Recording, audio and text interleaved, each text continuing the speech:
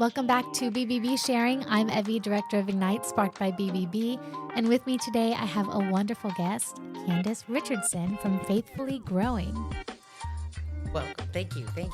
Of course. Thanks for coming in today. I know it's rough. It's that time of year, too. It's spring. And if there's any indication to your name, go ahead and tell everybody what you do. So I am a garden landscape design company.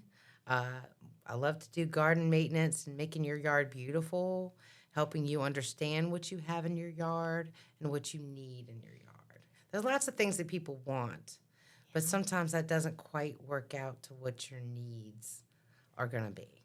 See, there's an ongoing joke in my family. My dad, green thumb. My brother, green thumb. Me, my mom, no. I think I would kill a bouquet of roses in a day. Cut flowers, they're easy to kill. Yeah. So tell me, what are some things that you see on the day-to-day that really make your customers enjoy what you provide for them?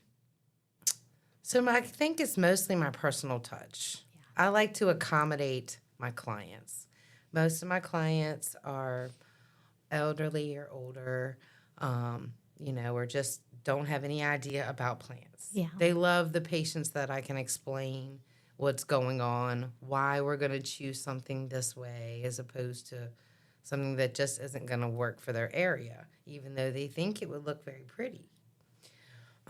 So being patient with the clients and really being able to understand what their needs are. I'd like to meet with the clients. Pictures are not enough. Yeah. You really have to get in there, and I have to see what the lighting's going to be, what's going to work for you. That's true. I never thought about that. Sometimes I think if it's very woodsy and there's a lot of shaded areas, you probably have to take into consideration even like the temperature in that area, how those plants are going to be able to thrive. Well, actually, I've been working in the plants for 25 years in different ways, anywhere from production to retail to gardening and farming. I've done a lot. And so I've actually watched our own environment change. It's different now than it was 20 years ago. And that has to be accommodated into your garden. There are things that worked in your garden here in Virginia 20 years ago that are not going to work now. And things that wouldn't have worked 20 years ago that might work now. That's true. So a lot of people don't realize that actually the environment that we have caused and the changes that we have caused actually do affect other things, including our gardens and the love of our plants and things. So, my grandma was actually just talking to me the other day. She has 2 fig trees in her backyard. And she's like, I'm thinking about cutting down that one fig tree. And I'm like, why? You love your fig trees. And she said, well, the one's not really growing anything recently. And I said, well, what's the difference you've noticed? And she's like, well, I can't really tell you. I guess just the weather this year. Could be different things. Believe it or not, trees do have a lifespan. Mm-hmm. Some things do grow out of their area, and they do stop producing because their lifespan is somewhat to the end. And we don't think about that. Yeah. But, sometimes when you go a place and they hard cut those shrubs and you look in there and the stump for that little bitty holly is as big as a tree that you have growing in your backyard, that's because that should have been gone 10 years ago. Really? So it's all about maintenance and what you're looking for, and what's easy for you. And that's just how it goes. What do you notice? Because I notice my grandmother lives in a neighborhood, and I've noticed that her trees are kind of like the roots are so long that they've kind of disrupted the soil in her backyard. Mm-hmm. How do you guys work around that and trying to give people advice? Yeah, so it's very interesting you asked me that. Around trees, you have to be careful. Mm-hmm. You add too much soil and you can actually harm the tree itself. Wow. Because it's gotten used to that root showing and being there. So certain types of trees, you have to be careful about building that little bit of a raised bed around it is usually what I suggest. And something low growing like a ground cover. Okay. Because obviously it's going to be a shaded area because it's going to have a canopy over it. And not a lot of things grow there. Yep. And you want something that's also going to grow shallow and not going to start, intruding on the tree and cause problems with that. So there's makes lots of sense. different things, though. You don't want to choose ivy. Ivy starts growing up the tree and kills the tree. Oh, yeah, no. So then, people love English ivy because they want it to just spread all over. But It's pretty in theory, I feel like. It's a very invasive plant. It's the very last thing I ever suggest, unless you just love to go out there and cut things up and pull things all the time. No. What's one of your favorite customers? You finished the project, you finished everything. What was it about it that you loved so much? I know it's a tough one. It is a tough one because I have clients that I regularly do work for. Really? I maintain their gardens. I go to their house either once or twice a month, and during height of the seasons, more. And so, my very first clients are probably my favorites. Yeah. Cindy and Wayne Carey. And they are great to me. And we are very good friends. We have dinner together. It sounds amazing, but they actually gave me a weekend trip. That's wonderful. They were like, we have this extra timeshare and we're not going to use it and it's going to cost us money and we want you to go. That's so You sweet. need time. You work so hard and they're my good friends. Yeah. So it's wonderful because most of my clients become my friends because we work together so much and communicate with each other so much. And their gardens mean so much to them. It's a relationship. It truly is. Because it's their home. So you have the utmost respect for their home that you maintain it and keep it beautiful for them. For me, I love stepping outside.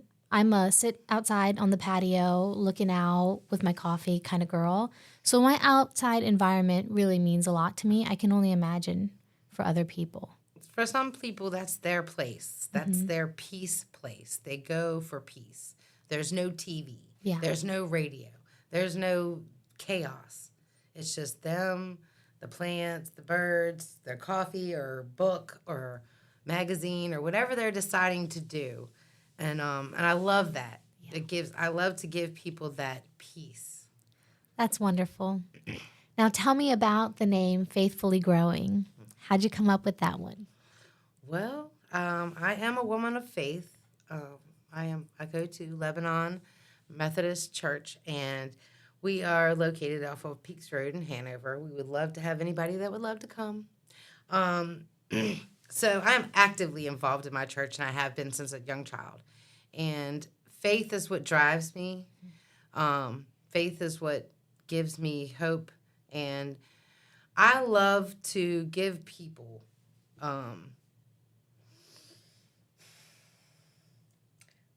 knowledge about my faith. Yeah. And to share it with them. And I believe that just giving them my business name and letting them know that leads them to believe that I am not the person that is going to lead you in the wrong direction. Yeah. At any point in time about any advice you ask me about.